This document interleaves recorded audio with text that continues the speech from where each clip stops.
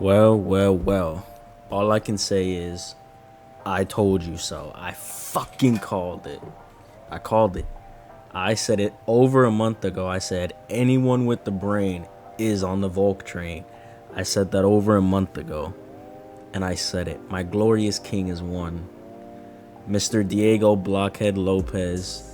Diego, no head movement, spam the right uppercut Lopez. No footwork Lopez. I knew he would lose. I knew it. Volk had everything. He had the piston jab, beautiful inside leg kicks, amazing footwork. He's got to work on pulling straight back with his hands down. That scared me. I know I know I'm not the only one who thinks, like, whenever Volk pulls back, straight back with his hands down, I know I'm not the only person who, like, kind of, like, winces or, like, kind of just gets scared that he's going to get clipped big ever since the Topuria fight. But Volk had everything, man. Beautiful jab, sharp jab. Like I said, beautiful inside leg kicks, amazing footwork, good IQ. He was mixing in the takedowns. He didn't necessarily have success with the takedowns, but it was a good idea to kind of show them, you know, kind of let Diego know that they were there. Diego had success. He knocked him down in the second round, I believe it was. Maybe I could be wrong. Diego did have some good success. He was spamming the right uppercut. He was looking for that, but Volk does dip his head a little bit. He was trying to get into inside boxing range. So Diego was spamming that right uppercut, hoping it would land. It did land a couple times. I think it landed maybe twice in the fight. Diego was also throwing some cartwheel spinning shit that didn't land. That was kind of weird, but wow, amazing fight. Both fighters did what they had to do. Diego's a dog. He'll definitely come out and entertain us in his next fight. You know, I just think he needs to work on his head movement. He's really stationary. He's really stationary with his head. Keeps it on the center line. Doesn't move it a lot. Yeah, spams the right uppercut. You know, kind of a slugger. I knew Volkanovski would put on a masterclass. I called it a month ago in one of my last videos. I literally called it. I'm a genius, you know. This one, I had just had a feeling. You know, Chandler's done. He's done. He's done. So with Chandler, right? Man, it just sucks too, because he had so much potential. He really did. But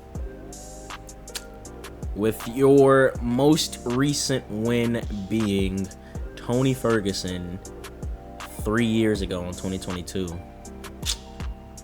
it's not looking good for you, man. You know, it just ain't looking good, man. So Michael Chandler, your time has come. You're cooked, buddy. You're cooked. Look at this. Loss. Tony Ferguson 3 years ago. This doesn't count. Loss. And then obviously this is his debut. He's done. Let's look at the rankings and see who we match him up against, because he's not going to retire. So, Jesus Christ, can we click on rankings? Let's look at the lightweight rankings. Who can we match Chandler up against? Chandler's number 7. He just lost to number 12, Patty. You give him the BSD fight. That's what you do. Chandler versus BSD. Who wins that one? Benoit Fraud Denis versus Michael Chandler. I think Benoit wins that. Unironically, I think Benoit wins that. But he is a fraud, though. So, but Chandler can't check anybody, though. Chandler cannot. That one's actually a tough one, but I'd put my money on Chandler. It sounds dumb to even say that, but I think next we give Chandler BSD, or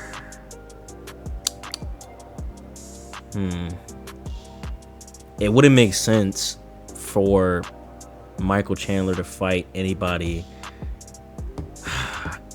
because I was gonna say you could put Chandler maybe against Moicano, but I don't think that makes sense. I think you give him BSD next.